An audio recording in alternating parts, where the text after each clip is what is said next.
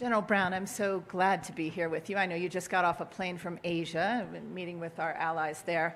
But first, I want to just remind the audience about some of your background. You began your career in 1984, graduating from Texas Tech Air Force ROTC.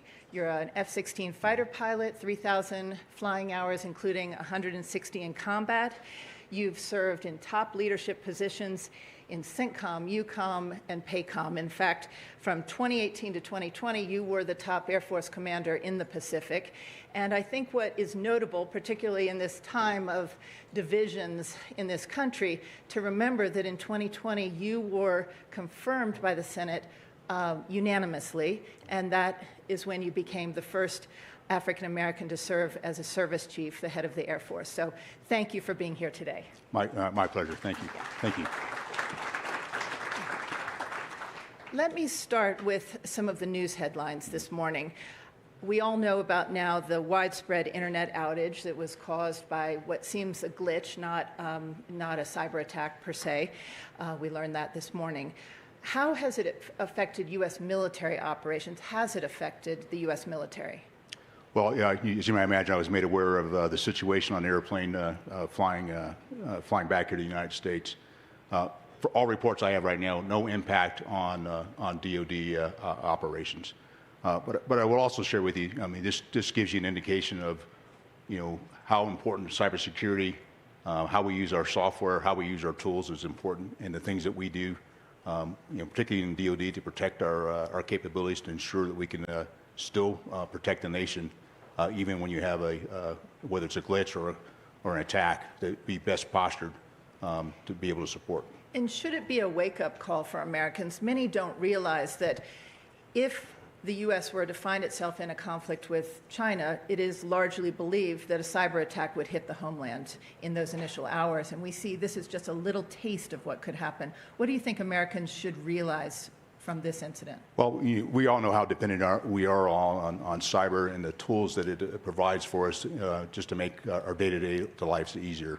But when you have something like this should be a reminder to us of why it's important to, from a cybersecurity piece, not only at the governmental level, all the way down to your local homes, to protect ourselves and be best postured. Because I'm sure our adversaries are looking at this as a way to, I would say, put sand into gears if we're trying to generate combat power to go to respond to a crisis anywhere around the world. Overnight, a modified Iranian-made Samad-3 explosives-laden drone slammed into Tel Aviv, about 300 feet from the U.S. Embassy. How did this happen? The Houthis took responsibility for it. Why wasn't it shot down? Well, I'll have to defer to the Israelis on why it wasn't shot down. I also realize there was I think one life lost, and so my condolences there. Israel has the right to defend itself, and the Houthis have, as we've seen since October, have been stirring up activity against Israel in the Red Sea, in the Bab el-Mandeb, impacting commercial shipping, having sunk a few ships, killed several mariners, and just continue to be, cause challenges there in the region. The key part is we want to make sure that Israel can defend itself the same way we want to be able to defend ourselves and defend our forces that are stationed in the region.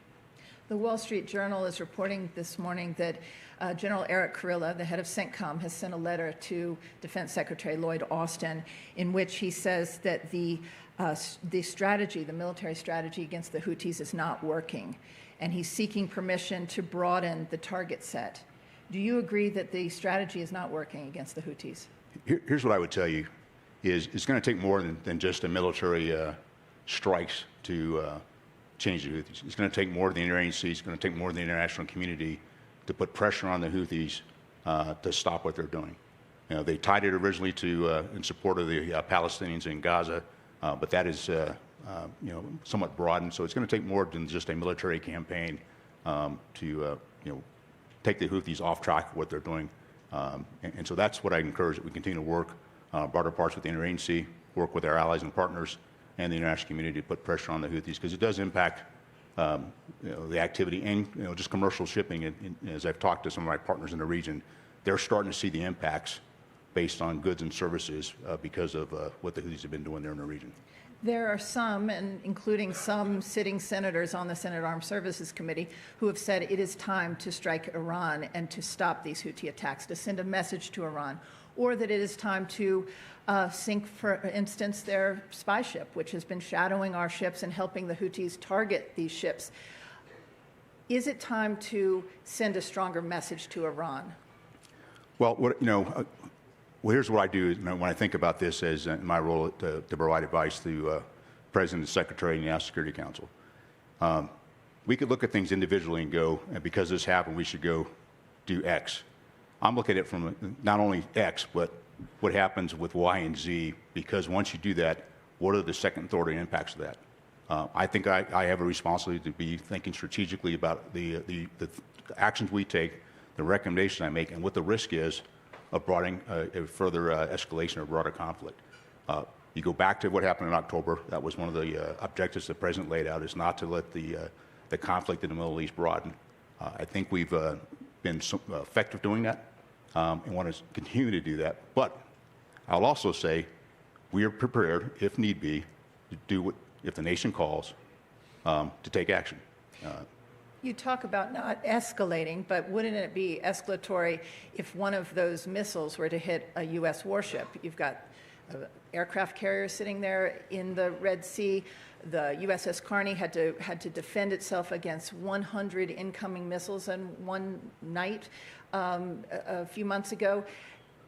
It's been very skilled and lucky, but they're also pushing the U.S. military to deplete its stockpiles of very expensive $1 million missiles with $1,000 drones. Shouldn't you reconsider what it will take to deter Iran? Because they don't appear to be deterred at this point. First thing, let me tell you how proud I am of our service members.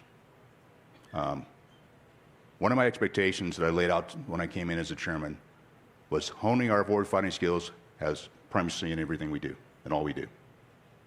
And because of that, and what was happening before I became the chairman, the Carney, the other ships, our service members, our aircraft have been able to do exactly that, to be able to defend themselves and do it extremely well. I appreciate the investments we've made in the high-end capability to go against these particular threats. But I also think about the balance of capability and capacity that we continue to work on to ensure that we have the high-end capability but capacity against some of these lower-end threats as well. And so this is where, as we look at innovation and bringing in directed energy and non-kinetic capability, how we move that forward faster so we have a mix of capabilities to go against the Houthis or whoever else may want to challenge us, I think is very important. There's also a report that U.S. intelligence is suggesting that Russia is planning to provide anti-ship missiles to the Houthis, and that it may be possibly in response to U.S. providing weapons, long-range weapons to Ukraine. Is that report accurate, and what is your message to the Russians? Well, as you might imagine, I'm not going to share and validate intel reports here on stage. But I will tell you that we do pay attention to the activity that they not just the Russians, but anyone else that's actually causing challenges that's going to impact regional and global security. And so, myself, with the rest of the Joint Staff, with the combatant commanders, are staying really focused, really all around the world. And I'll just tell you that just based on, I see Jim Richardson sitting in the front row, the work that she's been doing in Southcom, but also the fact, for me personally, really over the course of the past month, I was in Botswana with 31 of our partners at the end of last month. We had the NATO summit here last week, or at least 9 of my counterparts were in town that I had a chance to engage with. And I just came from the Indo-Pacific, where I was in the Philippines, and met my counterpart there. And in Japan, I was there with my Japanese counterpart and Republic of Korea counterpart.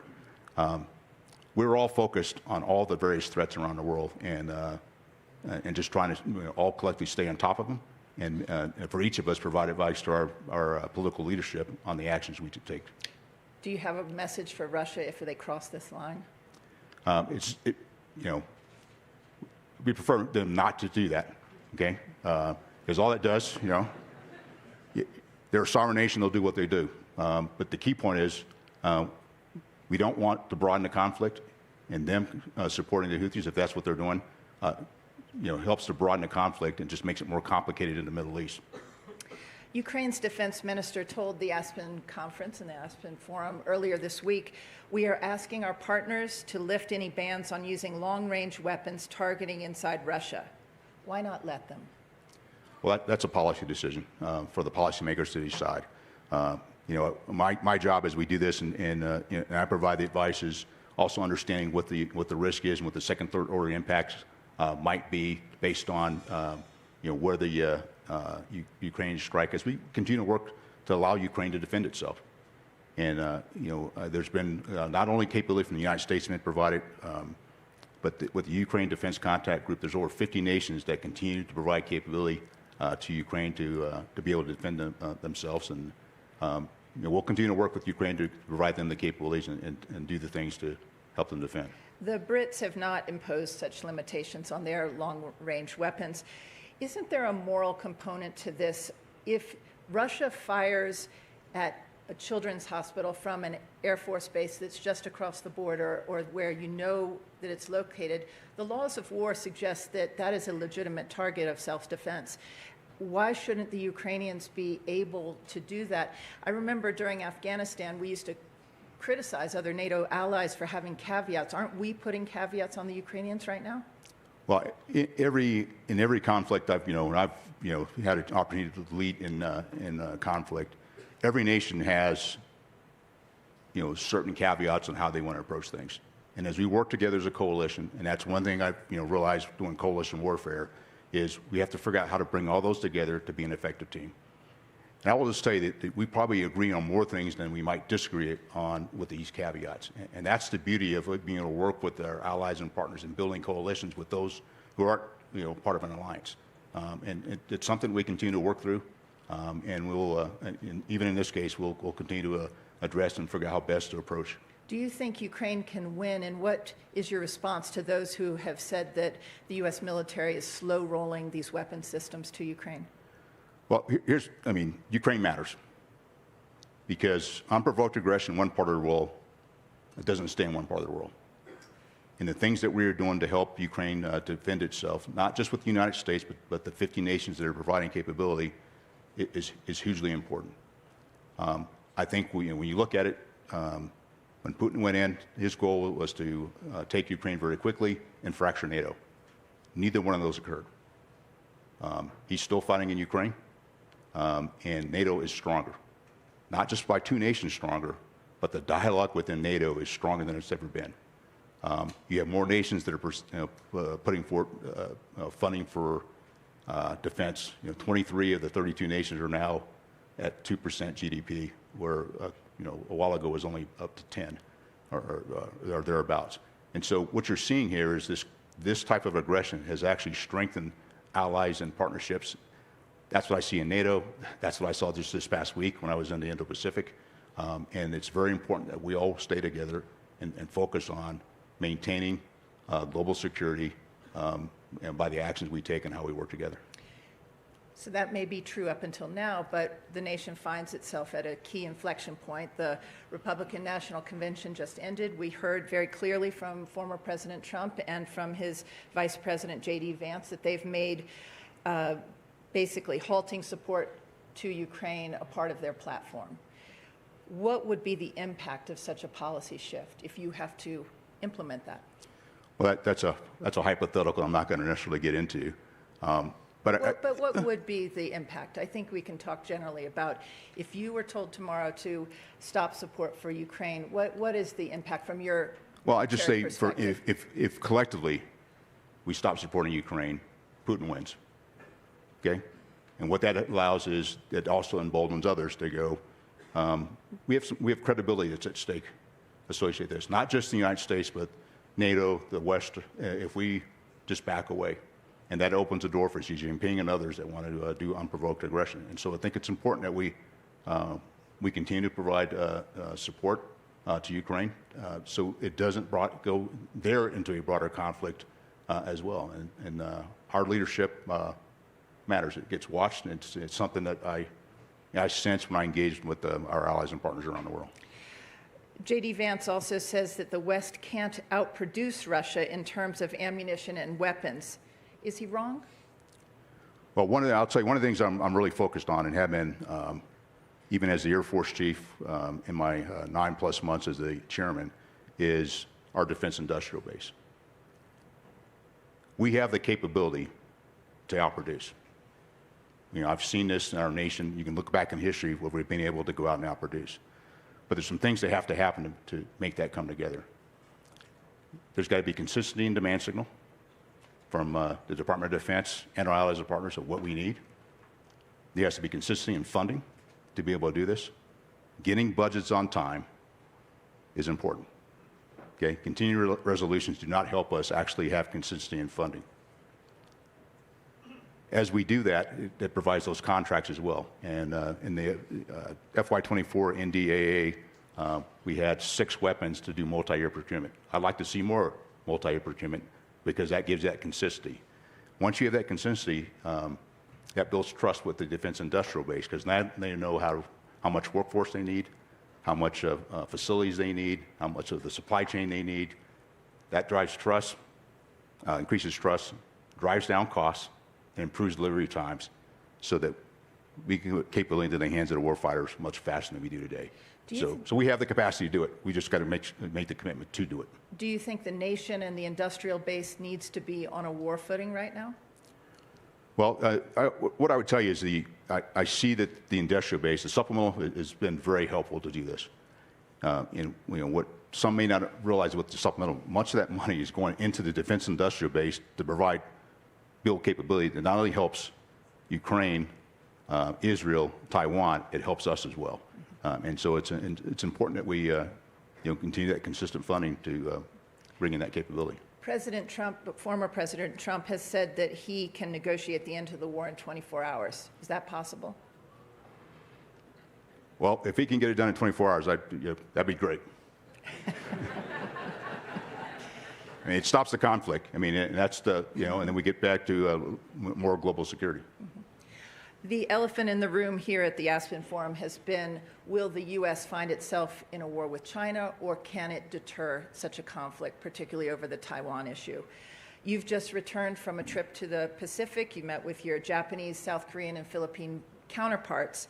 There is brewing tension over a little island that many people, I don't even know if you call it an island, the Second Thomas Shoal, is a flashpoint where, explain to us, to the forum, why it's significant and why it could become a flashpoint and pull the U.S. into a conflict with China. Okay. Well, first I'd say is I don't see that a conflict with the People's Republic of China is imminent or inevitable. But we're going to make sure we stay ready. The Second Thomas Shoal is just off the coast of the Philippines, in the South China Sea, as most of us would call it. In the Philippines, they call it the West Philippine Sea.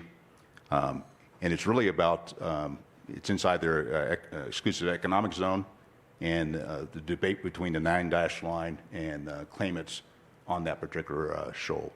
And this is about sovereignty for the Philippines, and then the challenge to that sovereignty by the PRC. This ship that is there, that has been beached, actually has a number of Filipino service members. And one way that the Philippines maintains that sovereignty is by staying on that particular shoal. And so that is what I'd say somewhat emblematic of the others, because there's 8 other shoals similarly off the coast of the Philippines that are in a bit of the same situation. So it's important when you start thinking about sovereignty and having a free and open Indo-Pacific and not letting this be a flashpoint, but it's emblematic of things that could happen if we don't pay attention. So does the mutual defense treaty that you've signed with the Philippines require the U.S. to come to Philippines aid if the Chinese continue harassing their ships and maybe even sink one of those ships or kill some of their service members?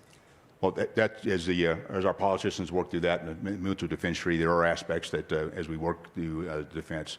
And our support to Philippines continues. Part of the conversation I had when I was there in the Philippines, meeting with their National Advisor, their Secretary of National Defense, and my counterpart. Our relationship continues to build, and the momentum continues to build, and our support, if the mutual defense treaty is ever called upon, is going to be there. There are a number of authors here who have written recently about a potential flashpoint over Taiwan. We have David Sanger, he's written New Cold Wars, Dmitry Alperovitch and Garrett Graff has written World on the Brink, Matt Pottinger and his Hoover Institute staff have written The Boiling Moat. I do not recommend these for bedtime reading if you have any anxiety, but the question is, can the U.S. win a war against China if Beijing tries to take Taiwan, from your military perspective? Yes.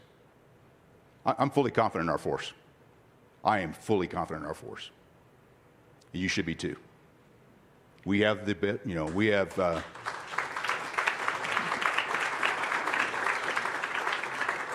we are the most lethal, most respected combat force in the world. And every nation I go to wants to be like us. We got to be a role model. Now, it's going to take, all the nation if we go to conflict with the PRC. And I'm confident, if we're challenged, we will be there. And I have full confidence in our service members.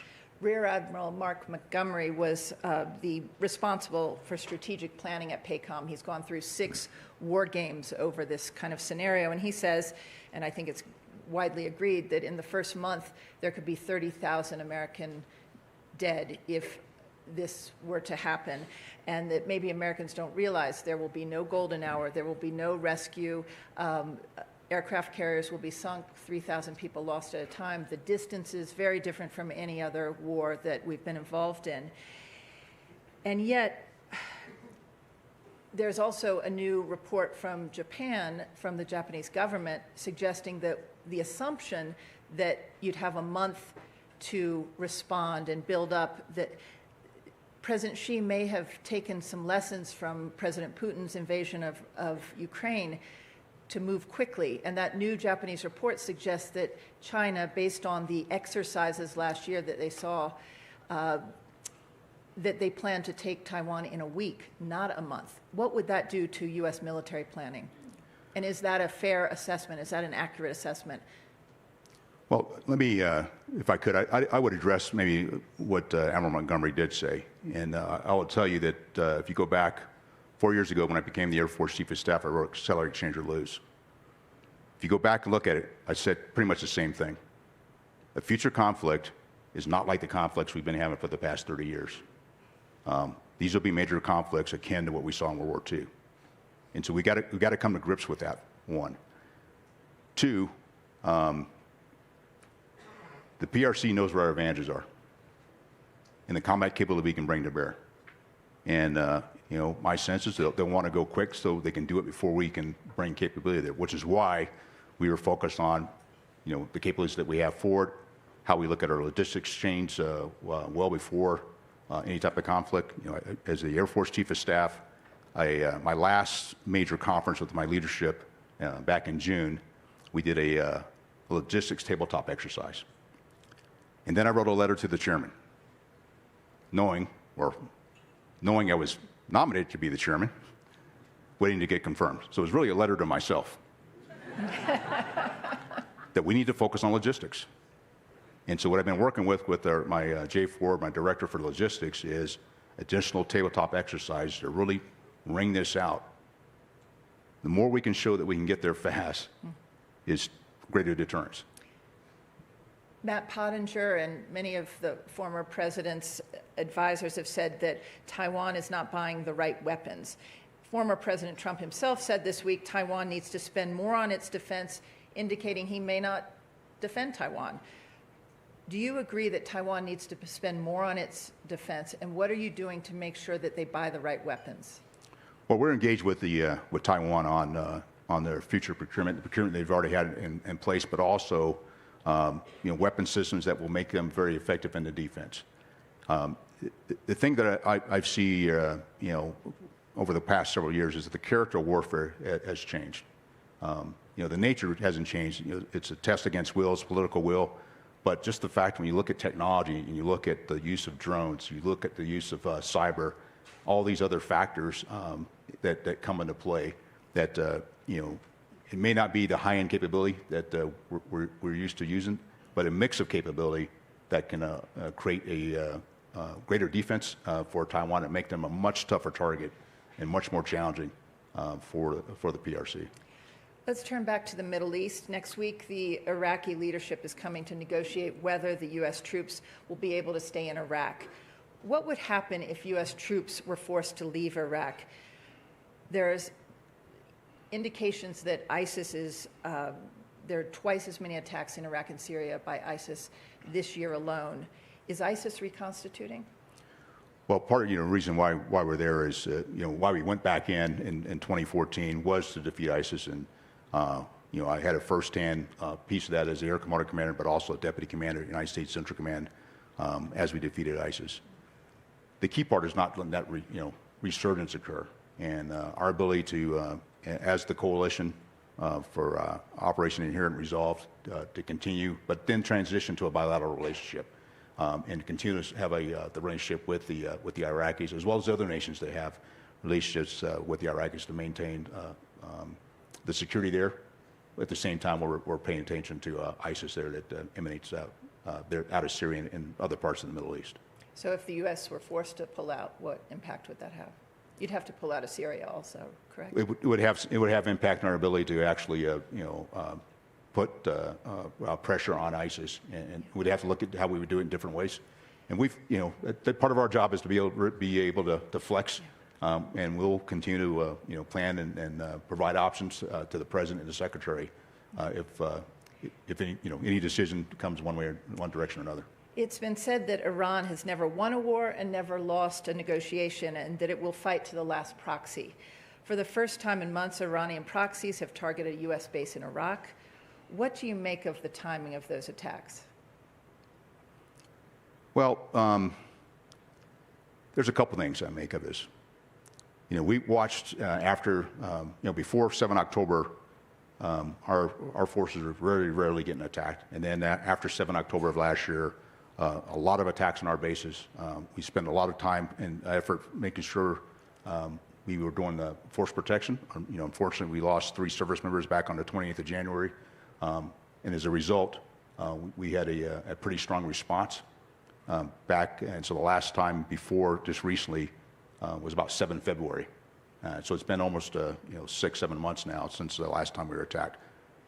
Those proxies have been chomping at the bit to be able to strike against, and every once in a while they'll do something, kind of a one-off. I don't see this as them breaking away from the guidance that they've gotten, somewhat from Iran not to attack us.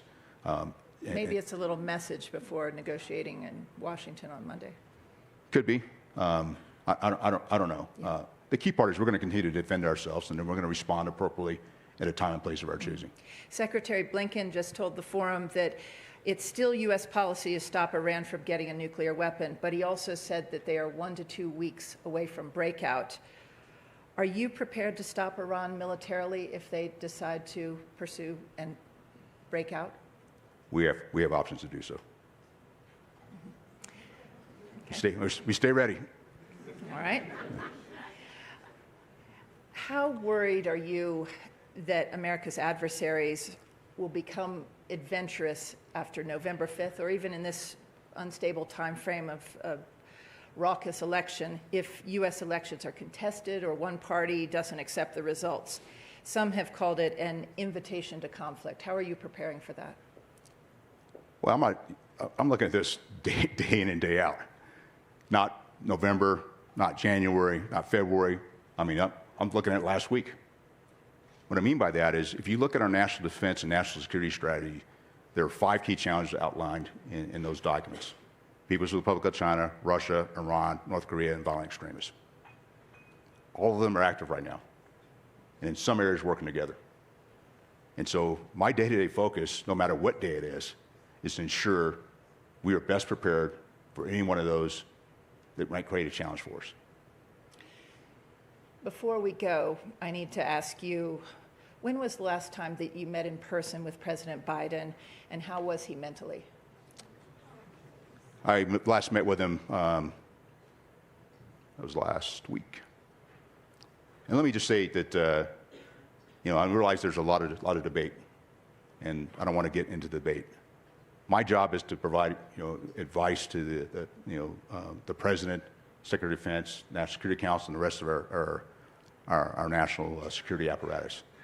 And on all the times I've engaged with the President, he's been engaged. He's asked us, very pointed questions and made decisions. I'll just leave it at that. We have about a minute left. Do we have time for one question? Maybe from one of the, anybody? Don't be shy. Sir, what do you see as the greatest emerging threat you would like to train your troops to that they're not currently? I think I just named all 5 of them. I'm serious. Part of this is expect the unexpected. This is exactly why when I wrote the memo on 2 October, the second day I was as the chairman, honing our warfighting skill has primacy in all we do. I want our service members to be so focused on their individual skill set, how they bring that individual skill set together as a team in their units, how we bring it together as a joint force, how we do it with our allies and partners. We exist to fight and win our nation's wars. That's why we exist.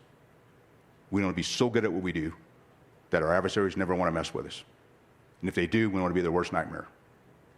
Personally and professionally, I do not play for second place. Okay?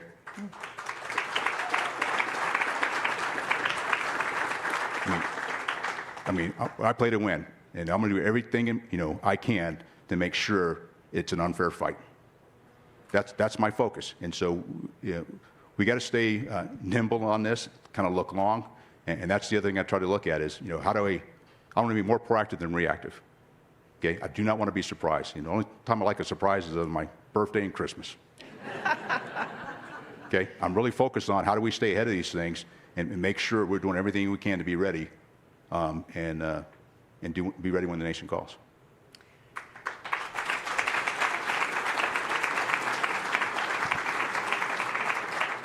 Thank you to the Aspen Security Forum, and thank you, General Brown, for your excellent comments today. Thank you.